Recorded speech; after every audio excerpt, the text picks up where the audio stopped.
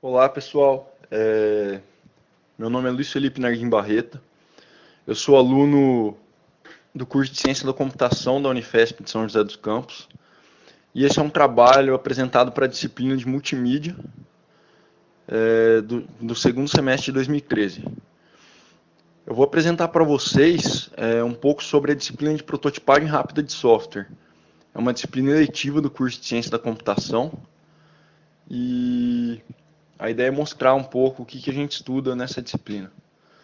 Então, primeiro eu vou falar sobre a organização dessa apresentação. Eu vou falar sobre a motivação da disciplina de prototipagem rápida de software, os objetivos dessa disciplina, qual a metodologia utilizada no ensino dessa disciplina, as linguagens de programação utilizadas, as ferramentas utilizadas ao longo do curso e alguns dos assuntos abordados em sala de aula, bem como os trabalhos que foram realizados ao longo do semestre e, por fim, as conclusões. Então, a motivação da disciplina, né? Muitos dos problemas com os quais a gente se depara no dia a dia, eles podem ser resolvidos de forma mais rápida caso a gente utilize das ferramentas corretas. Então, nem sempre é necessário a gente pensar especificamente no desempenho do programa ou utilizar alguma linguagem de programação convencional, seja ela orientada a objetos ou não, sei lá, uma linguagem C++, um Java, um C. Nem sempre são essas linguagens que a gente precisa utilizar. Tudo vai depender da tarefa que a gente pretende realizar, né? Então, se já existem linguagens e ferramentas que elas facilitam o nosso trabalho, que elas já têm coisas prontas, ferramentas prontas, então por que a gente teria que reinventar a roda, certo? Essas ferramentas elas podem permitir que a gente acelere a produção do que a gente deseja, né? Aumento da produtividade. Então, quais são os objetivos da disciplina de prototipagem rápida de software?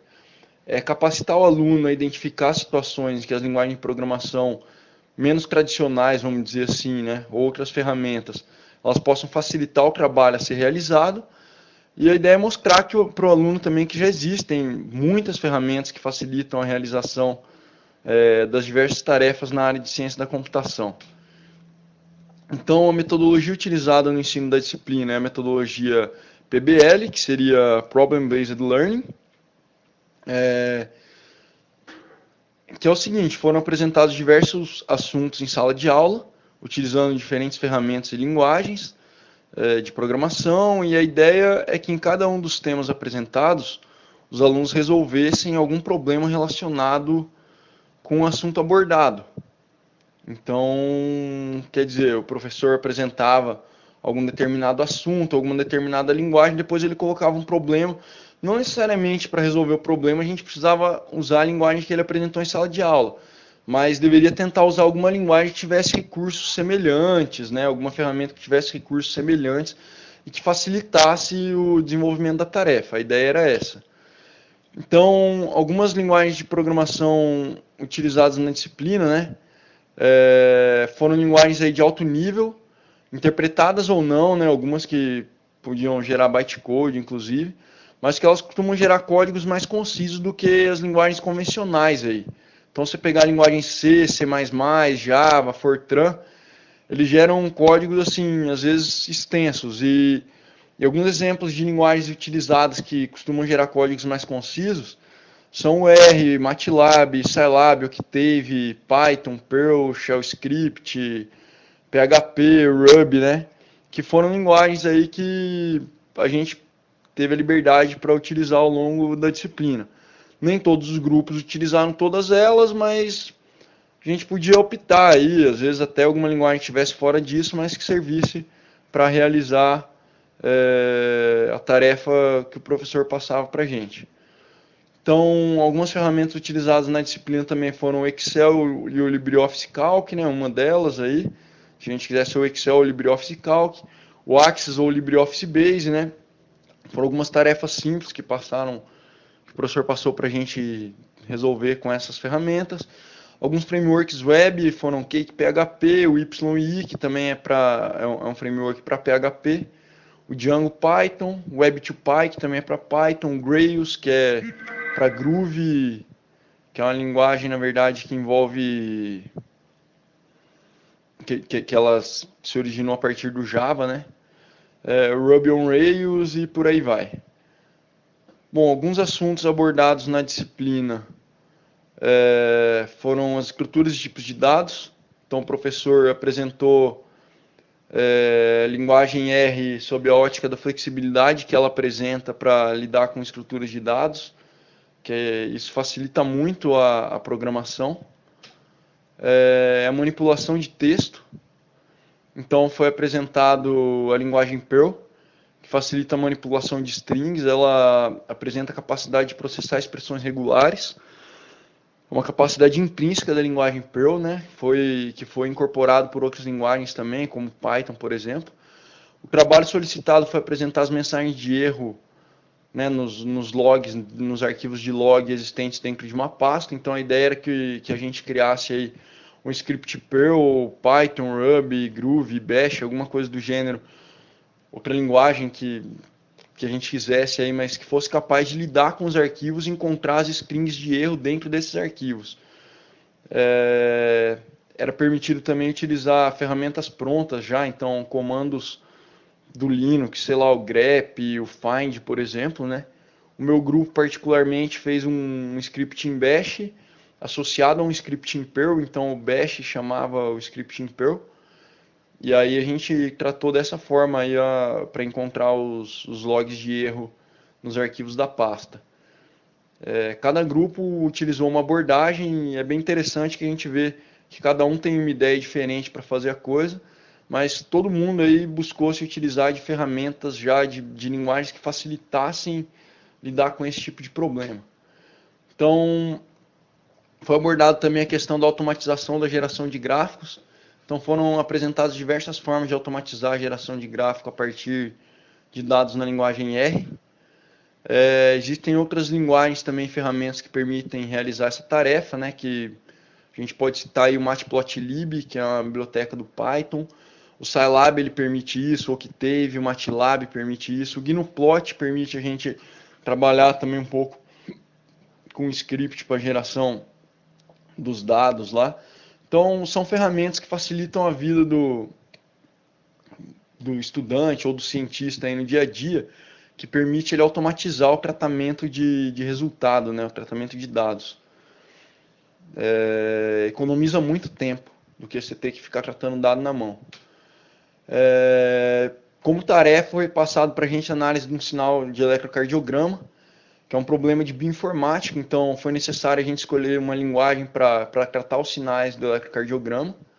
Né? Esses sinais eram passados para a gente na forma de tabela, e a gente tinha que fazer o tratamento que o professor pedia no trabalho, e dar uma tabela na saída também. E essa tabela era interessante, inclusive, jogar num gráfico, para a gente poder ver se realmente a nossa tabela continha os dados da maneira que eles tinham que sair, né? A saída de dados estava realmente da maneira que o professor pedia.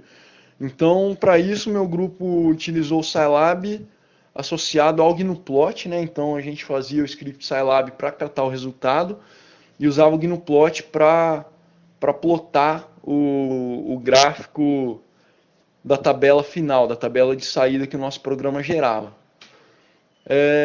Foram abordados também o assunto do desenvolvimento de GUI, né, que seria Graphical User Interface, que é aquelas interfaces gráficas, né, a questão das janelinhas, os programas com janelinhas, né, aquele abrir, fechar, o salvar como, etc e tal. Então, esses programas eles se utilizam de algumas bibliotecas gráficas, né? Algumas delas aí que podem ser citadas são a AWT e o Swing para Java, o TK, que é para diversas linguagens, o GTK+, o Qt, o WX-WideGets, e foram apresentadas as ferramentas RAD, que elas permitem um desenvolvimento bem rápido dessas interfaces gráficas, porque elas associam a questão de formulários, né, os forms, que você vai lá e puxa o botão com o ponteiro do mouse, e aí ele já gera o código automaticamente para você, e depois você interage com essa interface só para colocar de fato o código que você quer que o programa execute, sem ter que ficar se preocupando com o código da janelinha em si, né, o código do botão em si. Então, um exemplo aqui de uma GUI aí, de uma interface gráfica, biblioteca TK, né? Aqui a gente mostra um exemplo também da biblioteca GTK Plus, pode ser gerada utilizando o programa Glade, né? Também é bem interessante, uma ferramenta que facilita muito aí o desenvolvimento dessas interfaces com botões e coisas do gênero.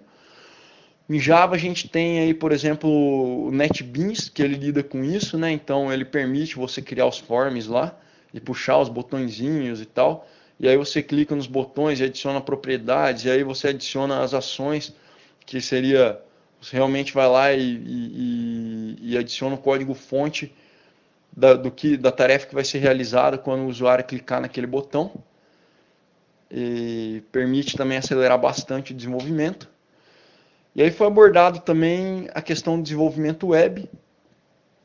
Foram apresentados alguns frameworks, né, que permitem acelerar o desenvolvimento web, né? Então, alguns exemplos de frameworks aí que foram apresentados ou que o pessoal utilizou para desenvolver o trabalho foram o Cake PHP, para PHP, né? O YI também é para PHP, Ruby on Rails, que é para Ruby, o Grails, que é para a linguagem Groove, que é uma linguagem originária do Java.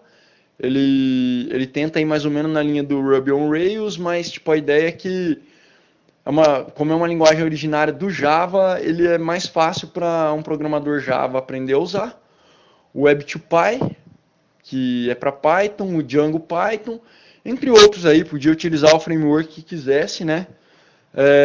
A ideia então era, dessa aula de desenvolvimento web, a gente realizou um trabalho que foi criação de um repositório web para referências bibliográficas. Então o usuário ele tinha que ser capaz de ir lá e fazer o login, certo? Era para ser uma espécie de um site que permitisse o login de quantos usuários fossem necessários, ou seja, uma ferramenta multiusuário. Cada usuário era capaz de fazer o login e acessar a própria conta.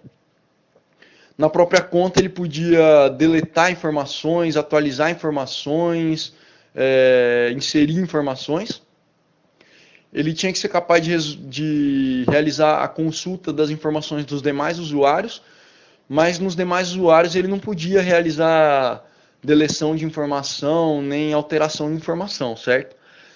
Basicamente a ideia é que a gente tivesse uma referência bibliográfica como no Lattes, por exemplo. Então o usuário ele entrava com o link do currículo Lattes dele e o nosso software tinha que ser capaz de ir lá no currículo Lattes e caçar dentro do currículo Lattes os artigos completos publicados em periódicos e inserir esses artigos completos publicados em periódicos no banco de dados.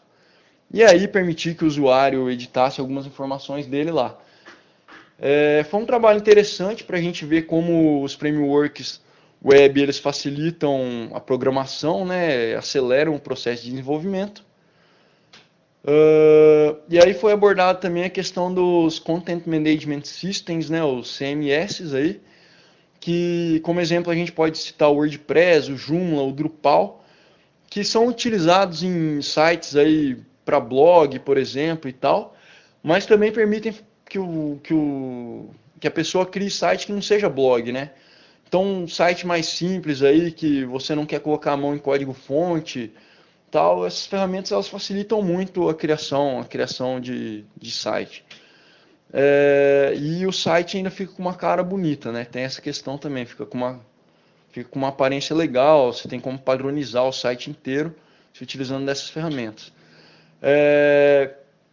Foi abordado também a questão de criação de banco de dados de uma forma bem simples, ou seja, você utilizar uma ferramenta aí como o Axis, o LibreOffice Base.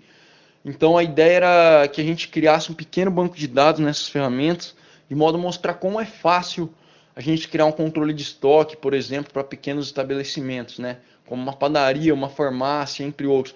Sem a gente ter que mexer em uma linha de código, era possível criar esse banco de dados. Então, a ideia é, no dia a dia, de repente, ter uma tarefinha dessa para realizar, você não precisa nem mexer em código-fonte. E a gente trabalhou também com algumas macros com Excel e VBA, né? Ou então macro em LibreOffice. E o trabalho solicitado foi a criação de uma macro para registro das notas e presenças dos alunos ao longo de um semestre. E aí essas planilhas as macros elas tinham que ser capazes de gerar uma planilha que calculasse automaticamente se o aluno tinha sido aprovado ou não, de acordo com as notas e com as presenças dele e tal. E isso mostra que, de repente, a gente tem um problema aí numa empresa para resolver e ir lá, faz uma planilhazinha no Excel ou no LibreOffice e resolve a vida da gente aí rapidinho, sem precisar se preocupar com nada muito complicado. Foi abordado também a questão de thread, né? Então, o trabalho que foi passado para a gente resolver foi uma simulação de praça de pedágio, nas quais os pedágios iam consumindo a fila de carros, de modo que fosse possível a gente notar algumas facilidades de utilizar thread em linguagens como Perl e Python, aí, por exemplo, ao invés de C, C++ e Java. E, bom, as conclusões então é que a disciplina de prototipagem rápida de software ela é uma disciplina letiva que ela permite que o aluno se depare com situações comumente encontradas no dia a dia em ciência da computação. Essa disciplina ajuda a enxergar que muitos dos problemas eles podem ser resolvidos rapidamente, né, com algumas ferramentas já existentes ou com linguagens que facilitem o trabalho do programador, né, não exigindo nada muito complexo aí. E às vezes de uma maneira simples, é, uma linguagem aí que exige um pouco mais de processamento, mas se você não está muito preocupado com o tempo de execução do trabalho, você consegue realizar a tarefa numa boa e, e acelerar a sua produtividade aí, né? Melhorar a sua produtividade. Bom, é isso. Muito obrigado.